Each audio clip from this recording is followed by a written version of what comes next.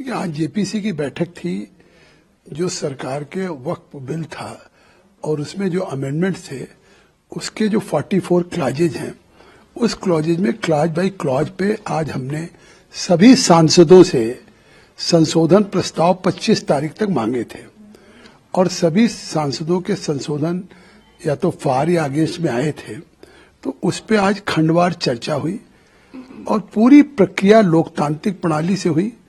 और जिस अमेंडमेंट्स को चाहे वो बीजेपी एनडीए के द्वारा लाए गए हों या विपक्षी दल के द्वारा लाए गए हों, हमने एक एक सदस्यों को मूव करने के लिए दिया, चाहे वो ओवैसी हों, चाहे कल्याण बनर्जी जी हों, चाहे ए राजा साहब हों, चाहे नासिर साहब हों, या नदीमुल हक हों, मुहिबुल्ला साहब हों, या अब्दुल्ला साहब हों, या गौरव गोगोई साहब हों। हमने सभी को मौका दिया और इधर से भी चाहे निशिकांत दुबे जी हों या संजय जायसवाल या अपरिता सारंगी, बिलाल जी, श्री गंगोपाध्याय जी, राधा मोहन अग्रवाल जी, तो अरुणा जी भारती जी को, सबको हमने, मेधा कुलकर्णी को दिया, दिलीप सेकिया जी को। और एक एक जो अमेंडमेंट्स पे संशोधन आए थे, उन संशोधन को हमने प्रस्तुत किया जेपीसी के सामने। उस पे हमने कहा सहमति है। फिर हमने उस पे वोट के मतदान की प्रक्रिया का अवसर दिया और एक एक संशोधन पे मतदान हुआ, जिसमें बीजेपी और एनडीए के द्वारा लाए गए जो 14 संशोधन थे क्लॉजेज में, 14 क्लॉजेज में, वो बहुमत से अडॉप्ट किए गए। जो विपक्ष के द्वारा लाए गए थे उन पे भी मैंने वोटिंग कराई, वो अल्पमत होने के कारण टर्न डाउन हो गए। लेकिन विपक्ष कह रहा है कि जगदम्बिका पाल चेयरमैन और जो एनडीए के सांसद है, उन सबका जो रवैया है वो ट्रांसपेरेंट नहीं है, अलोकतांत्रिक है और रूल और प्रोसीजर को बिल्कुल भी फॉलो नहीं किया गया। जो पूरी बैठक हुई है, पूरी रूल्स के अनुसार, प्रक्रिया के अनुसार, प्रोसीड्योर के अनुसार हुआ।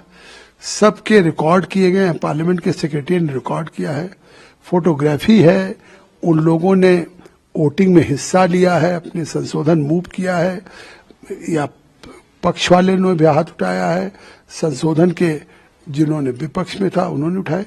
वो सब तस्वीरें हैं, कैमरे में फोटोग्राफी है। तो इसलिए ये कहना गलत है कि जो आज की बैठक हुई है, वो आज की बैठक पूरी तरीके से जो संशोधन आए थे हमने बहुमत के आधार पर अडॉप्ट किया है। पूरी लोकतांत्रिक प्रक्रिया के साथ हमने आज की बैठक किया है। सभी को अवसर दिया है, चाहे वो बीजेपी एनडीए के हों या एनडी गठबंधन के हों या निर्दल हों। जिन सांसदों ने अपने संशोधन दिए थे, मैंने सबके नाम पुकारे, सबसे मैंने पूछा कि आप अपने संशोधन को प्रस्तुत कर रहे हैं या वापस ले रहे हैं। तो अगर प्रस्तुत करने की बात कही तो एक एक संशोधन पे हमने पूरे 44 में सभी पे मतदान मैंने कराया और मतदान के आधार पे जिसको बहुमत हुआ उस प्रस्ताव को हमने स्वीकार किया। लेकिन इस मैटर पे लगातार ओवैसी भी कह रहे हैं कि मुसलमानों के विरोध में ये जेपीसी है, जो चल रहा है बिल, ये बिल्कुल अगेंस्ट द मुसलमान कम्युनिटी है। ये मुझे विश्वास है कि जब ये बिल सदन में प्रस्तुत होगा और पारित होगा तो जैसे आज आर्टिकल 370 35A का एक सुखद परिणाम आया कि आज जम्मू कश्मीर देश की मुख्य धारा में आ गया, भारत की पार्लियामेंट से बनाए गए कानून जम्मू कश्मीर लागू हो रहे हैं, लोगों को आरक्षण का लाभ मिल रहा है, केंद्र की योजनाओं का लाभ मिल रहा है। जैसे 3 तलाक से जिस तरह से विरोध हुआ था, आज अल्पसंख्यक महिलाओं को सुरक्षा मिली, उनके जीवन में परिवर्तन आ रहा। ऐसे इस वक्फ के भी बिल के पास होने के बाद निश्चित तौर से वक्फ की प्रॉपर्टी का फायदा गरीबों को, आम पसमानदा मुस्लिमों को, खवातीनों को, विधवा बहनों को, बच्चों को मिलेगा। अब आगे आज की मीटिंग तो खत्म हो चुकी है। अभी आज जो बिल सरकार ने प्रस्तुत किया था और जिसको स्पीकर साहब ने जेपीसी को रिफर किया, तो आज उस पे भी अगर संशोधन आए और कुछ संशोधन अडॉप्ट हुए 14 सेक्शंस में या 14 क्लॉजेज में, करीब 24 संशोधन, तो अब ये हम लेजिस्लेटिव डिपार्टमेंट को भेजेंगे और फिर कल लेजिस्लेटिव डिपार्टमेंट उसको रिवाइज बिल करके भेजेगा और कल हम अपनी जो जेपीसी की रिपोर्ट है उसको भी हम सर्कुलेट करेंगे तो फिर 29 तारीख को हमारी 10 बजे बैठक होगी, जिसमें हम जेपीसी की रिपोर्ट को भी अडॉप्ट करेंगे और रिवाइज जो बिल आएगा उसको भी अडॉप्ट करेंगे। आखिरी सवाल है इससे संबंधित, विपक्ष में जो अशांति है इसको क्या यहाँ पर ट्रांसपेरेंसी भी रखी जा रही है? विपक्ष में अशांति नहीं है। विपक्ष इसको एक एजेंडा बना करके उसका विरोध कर रहा डे वन से।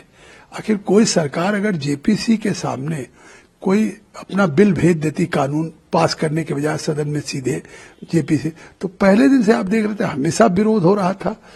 कभी बोतल फेंकी जा रही थी, कभी कुछ हो रहा था, कभी एडजर्न हो रहा था, कभी लोग बहिष्कार कर रहे थे। तो इससे साफ है कि इसमें जो एक सरकार सुधार लाने का प्रयास कर रही है वो कहीं ना कहीं उसको रोकने का प्रयास हो रहा है।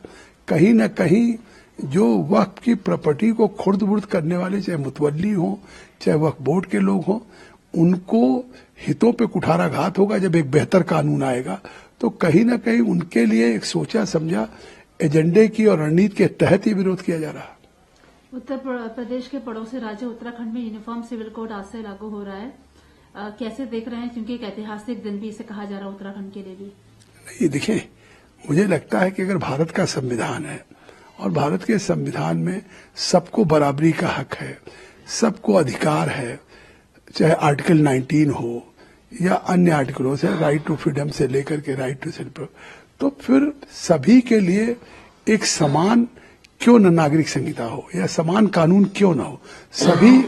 सभी व्यक्तियों को मतलब संविधान की निगाह में एक ही अधिकार हो, इस तरह का एक वहां पे लाया गया और स्वागत योग्य है।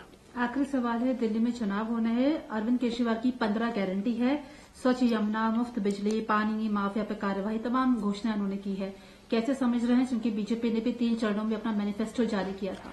देखिए, केजरीवाल का झूठ का पर्दाफाश हो चुका।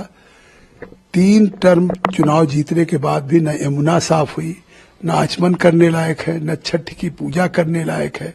किस तरह की आस्था को चोट पहुंचती है हमारे जो उत्तर प्रदेश के हैं, बिहार के, पूर्वांचल के लोग, या अब तो छठ की पूजा सभी करते पूरे देश के लोग।